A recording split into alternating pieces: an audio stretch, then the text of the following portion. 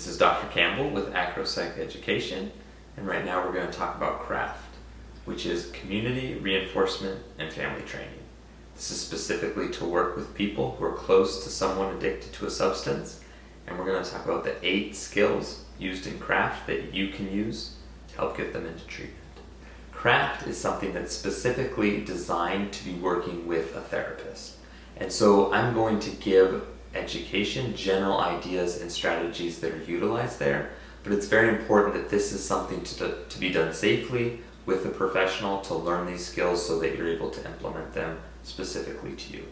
Within CRAFT, we have a couple terms that we all want to be on the same page with. We're going to use, and I'm going to keep referring to, concerned significant other. That's probably you, the loved one, someone who has someone in their life who's addicted to a substance. And then that person, the person with an addiction, we would call IP or identified patient. Some of the expectations we should have within CRAFT is to keep in mind that this is a skills-based treatment. So it is something that you would go work with someone, a therapist, think of them like a coach, who's going to help work on and teach these different skills. There's 8 of them specifically, and that coach, that person that's your therapist, can work on role-playing, practicing the skill. You try it with them, you reverse role play so that you're able to really harness that skill, develop it, and be ready to use it when it's most important. The expected outcome and really the 3 main goals for someone to enter CRAFT is 1, to get the identified patient, the person with an addiction, into treatment. 2, to get that person, whether they enter treatment or not, to use less of the substance so that they can have a healthier life and a better relationship with you. And then 3, we want you, the CSO or concerned significant other, to have an improved quality of life, whether or not they engage in treatment at all.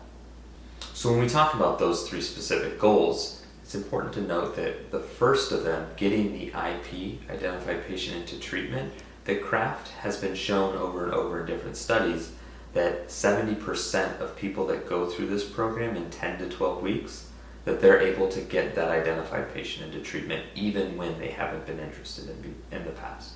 We're going to go through these 8 skills, and at the very end, I just want to reference that at the bottom of this link, there's going to be references and ways that you can find a therapist and some resources to learn more about CRAFT. First piece of motivational strategies is being able to recognize what state the identified patient is in. In a simplistic way, we can say either they're in a motivated state or a very resistant state. This is going to be incredibly important for the time that we ask and request them to go to treatment. We're going to need to know that they're in a motivated open state versus a resistant state. This can look like, for example, say they're talking to you, you just came back from your CRAFT therapy, and they said, what were you talking about? What were you doing in therapy? They're now more open and inquiring to hearing more versus, say you come home from therapy and they look at you and they say, I don't know why you do that crap anyways, this is a waste of time. They're very guarded and closed off. We want to be able to recognize these different states that they're in so that we can meet them where they're at and help move them along.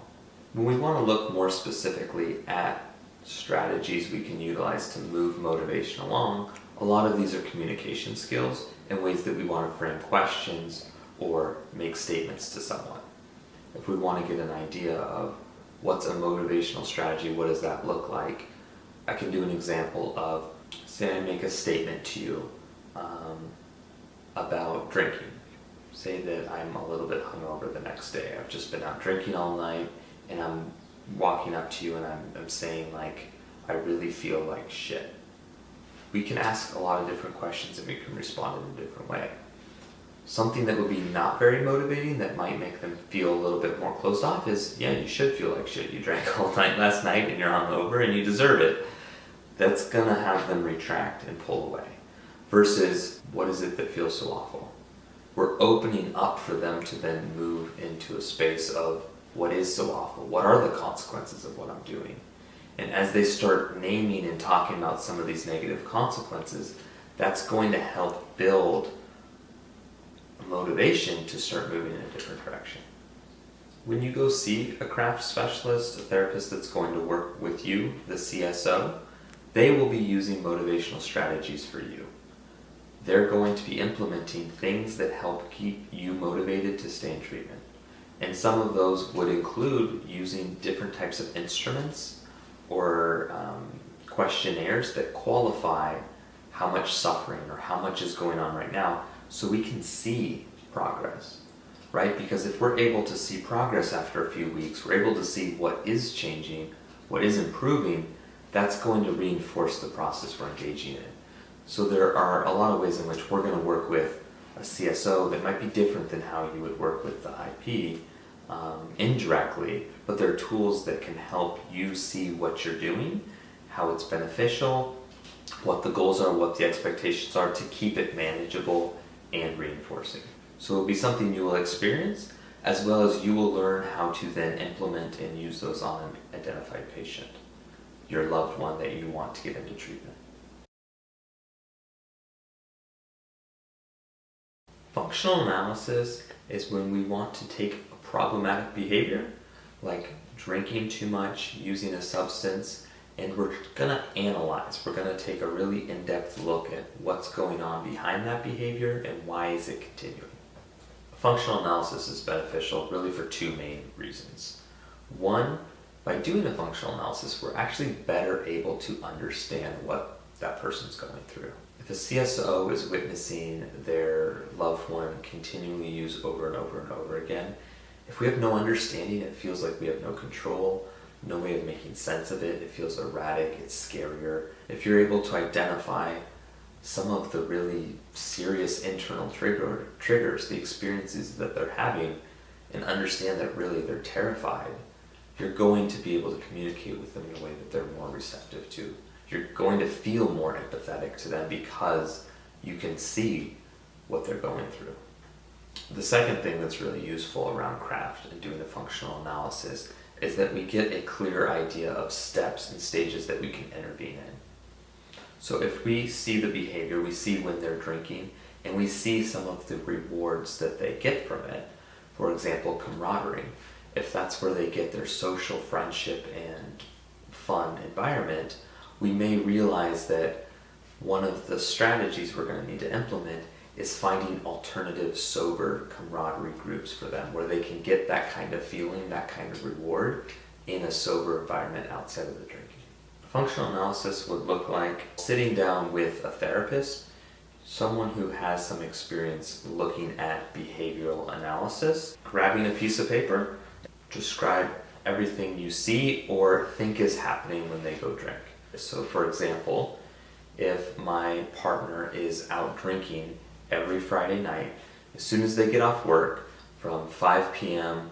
to 2 in the morning, drinks approximately 9 beers, maybe 2 shots of vodka.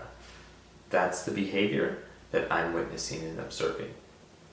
Then I want to take a look at what are the things before that behavior. Maybe, for example, he gets out of work.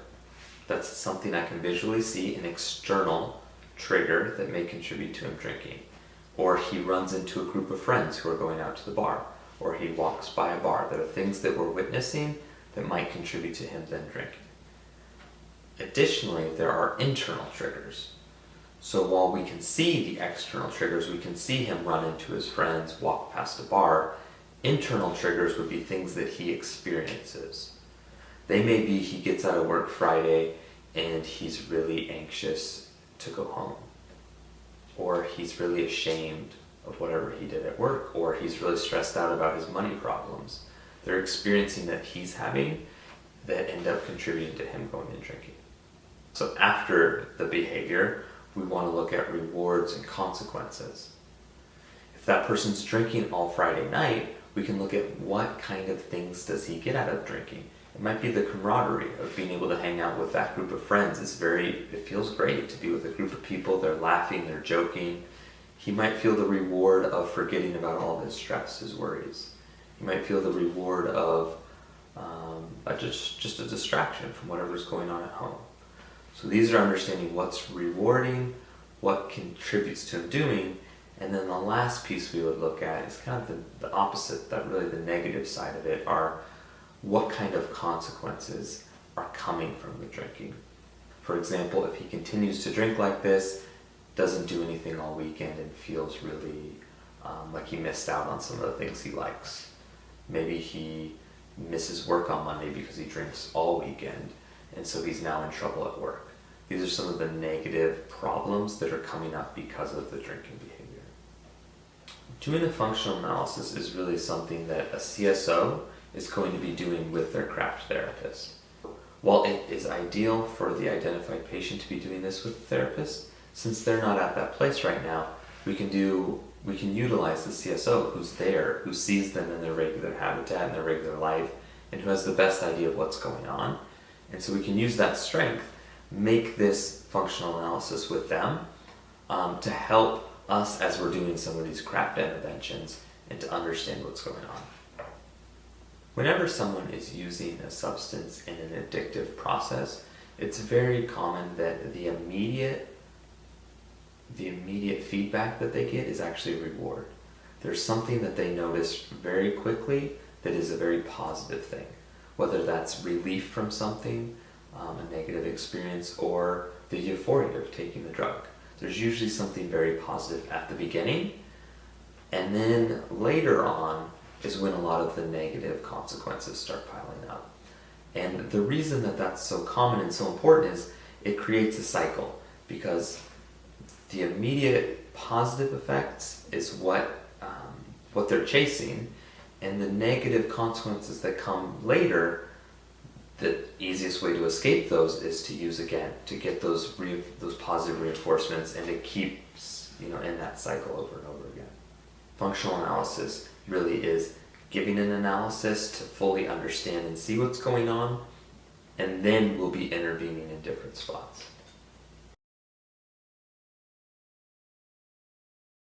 Whenever we're making changes and we're recognizing that someone is amidst an addiction, we want to make sure we're also doing things safely. And we really want to make sure we're addressing that domestic violence is a real concern. So one, if domestic violence is something that's ongoing, there's some resources down below, there's a hotline. We want to make sure you're keeping yourself safe.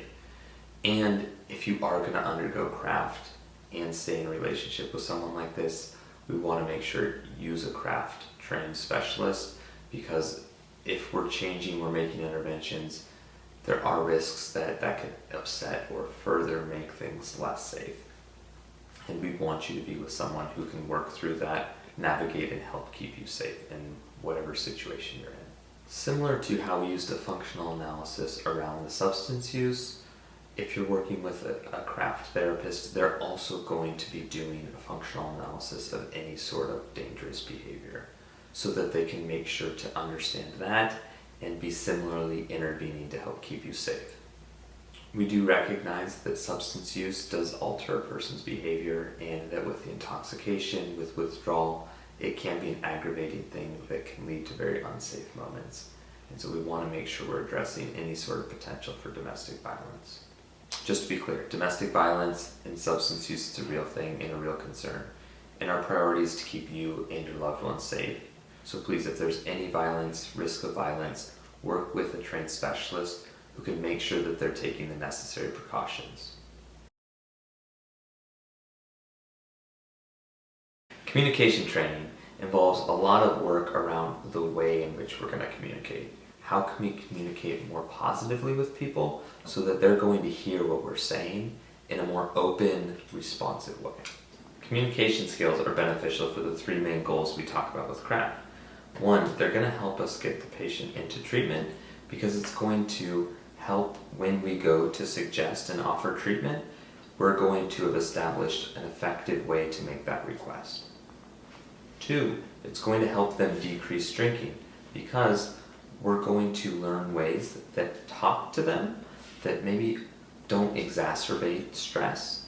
And the more stress we exacerbate, the more likely they're going to keep doing that behavior we don't want. So it's going to help us learn to talk in ways to focus on the different direction we want to go in. And three, it's going to help in your own quality of life, because it's going to improve the communication between you and your partner, which will have a better relationship, as well as improve the communication you have with other people, even outside of your relationship. A lot of times when we're using communication training, we're going to be using them to help deliver and communicate things that you may want. We'll use things to help you say things in a brief, specific way, where you're able to label what emotion you're experiencing in a neutral manner so that they're better able to hear it. You're also going to want to understand, show some understanding of what they're going through, share some of the responsibility to where they're more open to engaging with you, and offer any sort of help that you can have in providing a solution together. For an example, when we're doing communication skills training, say that you're celebrating a birthday and it's for your son, say your son's birthday, and you're worried that your husband's going to be drinking. It would be very natural, as I'm afraid or I'm angry, resentful, remembering the last times that he's been drinking at these parties, to where I come out and I communicate in a very aggressive, or I communicate saying like, hey, this is his birthday, this is important, don't drink, don't screw this up. Frequently when we communicate that way, the IP's guard is going to go up. And they're going to have a hard time hearing it, or they may get defensive and they say, I wasn't doing this, and blah, blah, blah, blah, blah, blah, blah. And now you're in an argument and they're not hearing anything you're saying. And so in training for communication skills, we would work on how do we say that in a more effective way where he's going to at least hear you. That doesn't guarantee that he will follow exactly what you wish, but it's going to make it much more likely, especially if it's something that can be done or that he has more control over. But specifically for this example, we may talk about going up, saying to him how embarrassed or hurt you feel when there's alcohol or drinking that's going on at your son's birthday. You would really appreciate it if he was sober at the birthday.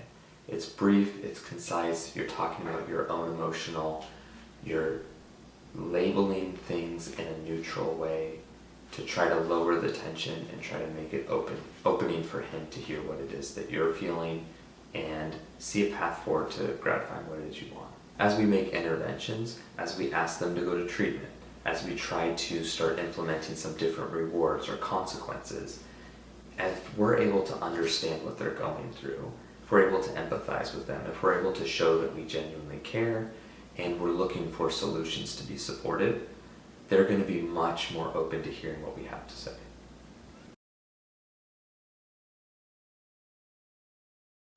Positive reinforcement training is really a focus on rewards.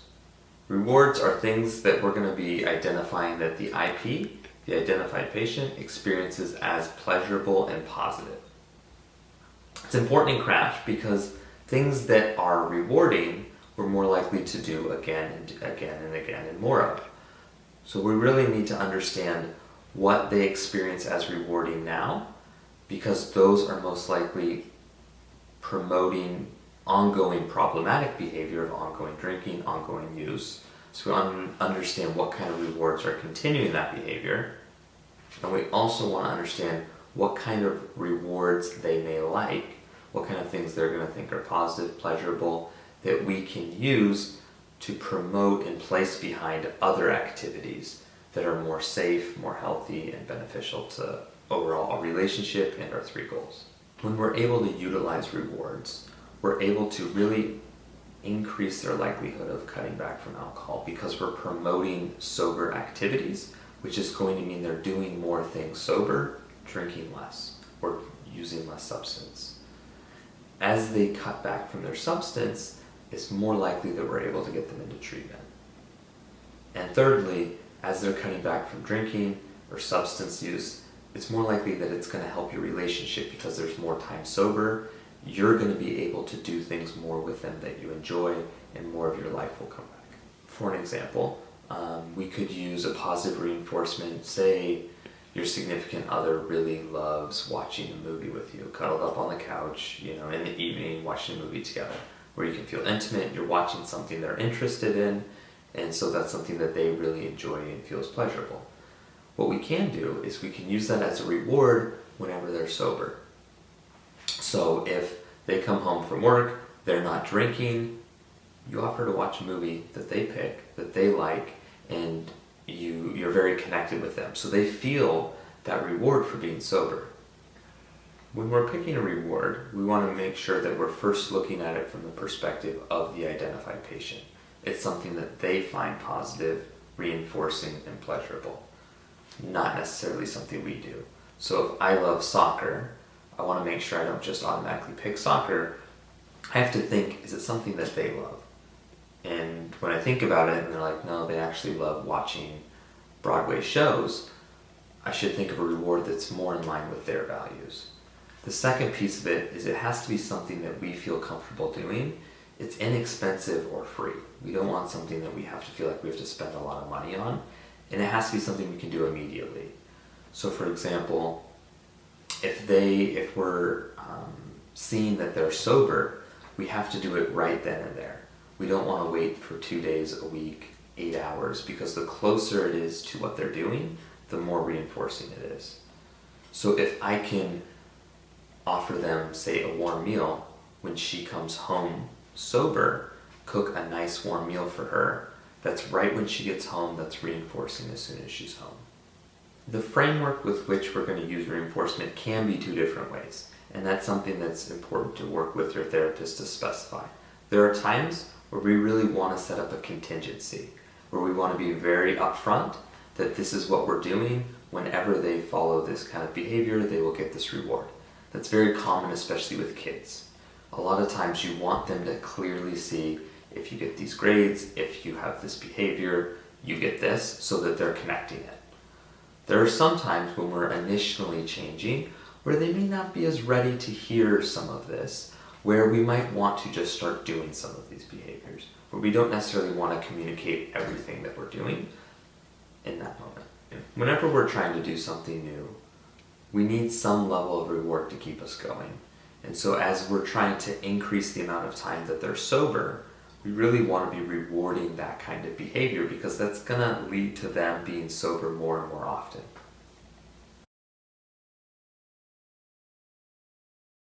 On the opposite side of rewards are consequences. When we look at consequences and trying to discourage the using behavior, we can really think of it in 2 different ways we would tackle. One of them would be trying to remove rewards. The other one would be letting natural consequences of the using behavior occur. So that second one, if we're trying to allow natural consequences of the using behavior occur, I think a hangover would be a good example of something we can see where if someone drinks, they will naturally, if they drink a lot, they will naturally feel hungover the next day. And it could be natural. Sometimes if we're in a relationship with them, that's actually can be a beautiful moment where they're very remorseful, they're apologizing, or we can feel like a caregiver, we can feel like we're taking care of them. And so sometimes we feel pulled to do these things, or make meals for them, do things to help them through it, go get them Gatorades, whatever. Allowing a natural consequence can be allowing them to feel hungover and just leaving, going and doing something else. The natural consequence is allowing them to experience what would be natural for their substance use, where you're not intervening to help in any sort of way. When we are allowing natural consequences, we want to be clear that we still have to consider any sort of safety. We're not talking about allowing them to go drive drunk if we think that that's what they're going to do, or sleeping outside in minus 20 degrees and allowing them to freeze to death. We want to make sure that we're allowing things that are safe and natural consequences to occur.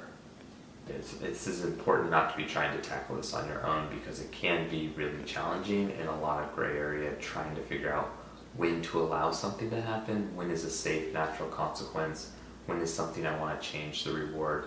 Maybe even we think we're rewarding something that we need help looking at in a different angle to see that we might be rewarding or punishing things in a different way than we intend. So it really is helpful to be talking through this with someone who's trained and understands what exactly your situation is. Utilizing consequences is going to help move us towards our 3 goals that we have. It's going to help decrease the amount of substance use or drinking. It does this because it's going to allow natural consequences which decrease a behavior. It's also going to try to move around the rewards to increase sober behavior. Both of these things are going to help get this person into treatment, increase their motivation to go into treatment, and their decreased use is going to make for a better relationship with you and improve your quality of life. Self-reinforcement training for CSOs is we're really going to spend time in depth working with you on your own quality of life. Whenever we're worried or caring about someone, we can sometimes get caught up in trying to really focus our energy towards them. If we're doing that all the time, we will inevitably be drained. And if we're drained, we're not going to be able to care for them, we're not going to be able to care for ourselves, and we're going to suffer in a lot of domains. And so this category is really about how to increase your battery, how to recharge, how to make sure you're fully ready to go back into whatever challenging situation or relationship you're in. And this skill, we want to take a really in-depth look at how has your life been impacted? What is it that we can try to focus on to make small, doable goals to make an impact to improve that area? When working on some of this reinforcement, we really start with taking an inventory. We want to understand what's going on in your life and where do we feel like there's some deficits or extra stress. Once we identify where we want to target, we make goals. And we make them in a very specific way to where it's more likely to achieve them and start building momentum. This helps give you confidence and it helps moving things in the right direction. An example we can have of doing this kind of reinforcement activity with a CSO is one specific domain would be their social life. It's not uncommon where people have really cut back from whatever social outings they have. So maybe they have a good friend that they haven't seen in months. One thing we could take a look at is we want to have more social activity with a friend. So that could be their overarching goal. And so we would break that down to something specific and doable. So that goal, maybe for this, would be like, I'm going to start with something I can control, which is just calling, inviting that friend to dinner next week and just making that one invitation. Any change that we make, it starts small and it tends to have more of a snowball effect. And so the important thing is that we're doing a change that's in line with your goals. It usually can start small, but having achieved that, you're going to have that reinforcement and you're going to be more likely to do it again, or you're going to be more likely to take another incremental step forward. We would also typically make a list of things that you enjoy, things that you have control of that you can do when you want. That can start with watching a movie, taking a bath, going on a walk, things that are readily available. The more and more that we have that we can jump to is going to help create really a toolbox for us and our own ability to care for ourselves. Within craft, this piece is really important because I think this is what highlights that third goal of improving your quality of life. This does an immense amount of understanding what it is that's going on in your life and making sure we're taking care of those things. It's additionally important is if you've ever been around someone who's suffering or doing well, is typically emotions are contagious. And as you start feeling better, as you start increasing things that are really important to you, that will be more contagious for the person that you're worried about. They're going to be more interested in doing these things as well. The final step is really where we all started with the first goal, which is to get the identified patient into treatment. There are a few things that need to be in place before we go into making that request to get them into treatment. One, we want to make sure we have a viable treatment option set up and ready for them. If we're going to make a request, we want to make sure we're streamlined to where we can get them into treatment right when they're motivated. We don't want to wait for weeks or months down the end. The other pieces is this is something we don't do at the beginning. I think it's important to know that this really is a culmination of all of the hard work and skills that have been developing, that it takes in and wraps in all of the motivational skills, the functional analysis, the rewards, the consequences, the ability to communicate in an effective way, that we want to be bringing all of this in together at this point. When we're trying to figure out when exactly to make this suggestion and take this step, we want to be able to identify opportunities, windows where they're motivated. We want to see what kind of body language, how they're communicating with us to show that they're interested in a change. So if we're working with a CSO and we've been making progress and we think we're nearing to where they may be ready for treatment, maybe we wait for hearing things like the IP talk about what life would be like if they weren't drinking. For them to say like, I kind of wish I was not doing this, or man, I've had a really hard time stopping. Stuff where we're seeing them show signs of motivation, those are the kind of windows that we want to look for. It's important to realize that this isn't 100%. There are still some people that aren't going to engage in treatment. Maybe we need to start focusing on some other skills before we're ready to get there. Maybe there's some other interventions we want to try first, or we didn't identify the window, that they just weren't quite in that window where they were motivated. There can still be setbacks, and it's important having a craft specialist who's going to be able to see where you're getting held back, what kind of setbacks are happening, and trying to problem solve your way into moving forward. We've now finished talking about the 8 skills you can learn doing craft therapy. As someone who completed an addiction fellowship and has worked in the field, I know craft is something I recommend all the time. When you have a loved one who you see suffering with an addiction, this is something that can be incredibly helpful. It can help get them into treatment and really improve your quality of life.